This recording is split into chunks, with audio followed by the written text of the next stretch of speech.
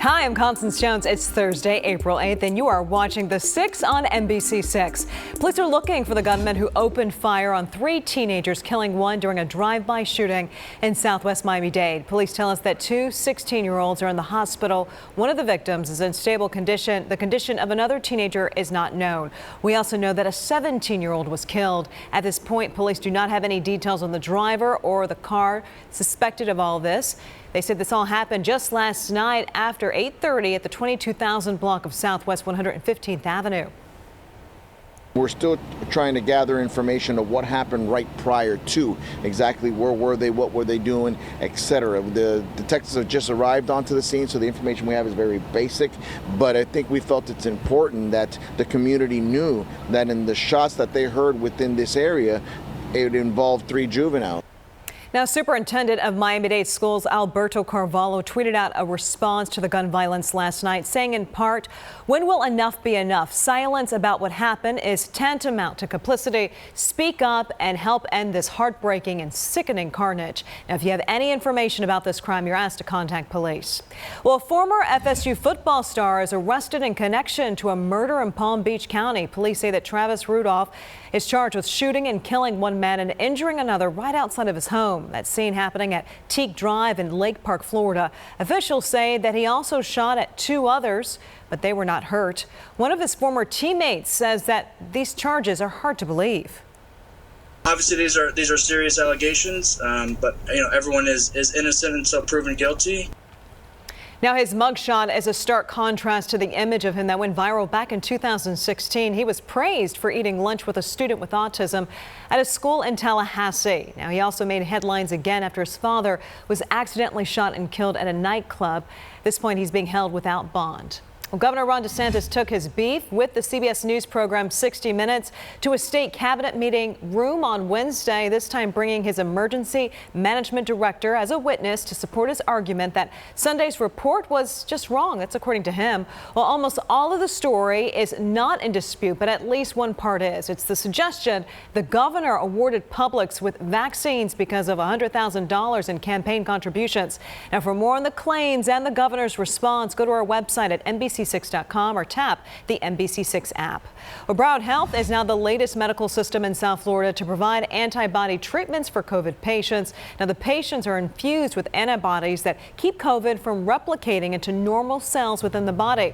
The goal is to treat COVID patients without the need of a hospital stay. It's given over an infusion over 45 minutes, and it's really for the treatment of those individuals who just recently tested positive for COVID-19 or having mild to moderate symptoms, those individuals with possibly low-grade fevers, cough, some discharge, possibly nasal discharge. Now, other hospitals like Baptist and the University of Miami Health Systems also providing the same treatment. You can talk to your doctor to see if you qualify. Now, if you received unemployment benefits last year, then you'll need to report that information on your tax return. You'll have to use a document called the 1099-G form. But one woman says that her form was wrong. Consumer investigator Sasha Jones has the details on how this is creating a delay for her filing taxes. It's a problem Myrtle Young didn't expect when she became unemployed. And I'm like, why am I getting all this money? Ending up with too much money. Getting another 2 weeks, and I start getting another $900, another $1,000, another $500. And then I went to my mailbox, and there was a check for $4,000. And I'm like, something is not right. A result, she says, of an error on her unemployment claim. She says she applied for benefits in November, and after calling the Department of Economic Opportunity to confirm her application was processed, she started to receive money. The problem, she says, it was more than she qualified for, and the money kept coming. There was a MasterCard, and that was for $1,256. Within weeks, she says she received multiple direct deposits into her bank account, a check and a prepaid debit card, totaling more than $12,000. I says, no, it's not my money. No, you guys, it's messed up. It's money she paid back to the DEO. But when it came time to do her taxes, she discovered her 1099-G form, the tax form showing how much she received in unemployment benefits, was wrong. I've been trying to get that corrected form since January. When we reached out to the DEO, they told us, in part, if a claimant did not receive their 1099-G form, they received the form by mistake, it's incorrect, or they cannot access it. They can visit this webpage to request an updated form. It's a step Myrtle has done. And though she is still waiting. And I don't have a give up bone in my body. I'm a fighter, and I will fight for what is right and what is mine. She does not plan on giving up.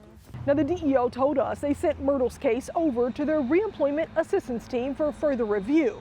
Now, you can still file your taxes without that physical 1099-G form, but you need to know exactly how much you received in unemployment benefits. Also, the amount in federal taxes that was withheld. But keep in mind, some tax professionals may not want to do your taxes if they don't have that physical form in front of them. So you'll want to speak with your tax professional to find out whether or not you need the form. In Miramar, Sasha Jones, NBC6 Responds. Well, the home of the Miami Heat will undergo a name change, but not just yet. The NBA signed off on the deal approved by Miami-Dade commissioners to change the name of the building from the American Airlines Arena to FTX Arena. That's a cryptocurrency company. Now, the plans are to have the name change and the signage change in place by the next basketball season. NBC6 spoke with the CEO of FTX, which is based out of Hong Kong, and he's hoping that the name change will encourage people to try out cryptocurrency. One piece of this is that we're really trying to, get our name out there.